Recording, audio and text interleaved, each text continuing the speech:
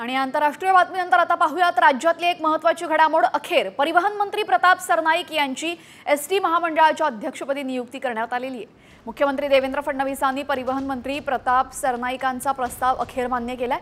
याआधी मुख्यमंत्र्यांनी सरनाईकांचा प्रस्ताव डावलून परिवहन विभागाचे अप्पर मुख्य सचिव संजय सेठींकडे एसटी महामंडळाचं अध्यक्षपद दिलं होतं। मात्र आता परिवहन मंत्र्यांकडेच एसटी महामंडळाचं अध्यक्षपद देण्यात आलेलं आहे। या संदर्भात अधिक माहिती देतील आमचे प्रतिनिधी भरत मोहोळकर। भरत, काय अधिकची माहिती आहे?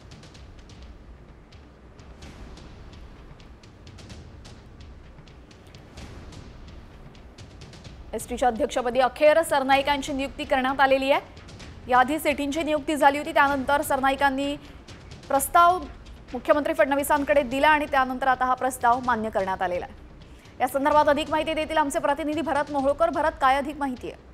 नक्कीच तेजल, आपण जर पाहिलं तर परिवहन मंत्री प्रताप सरनाईक यांची आता एसटी महामंडळाचे अध्यक्ष म्हणून त्यांची नियुक्ती करण्यात आली। त्याचं महत्त्वाचं कारण म्हणजे भाजप आणि शिंदे गटामध्ये जो वाद सुरू होता तो वाद अखेर आता मिटल्याचं पाहायला मिळतंय। मुख्यमंत्र्यांनी परिवहन मंत्री प्रताप सरनाईक यांचा जो प्रस्ताव होता तो अखेर मान्य केलाय।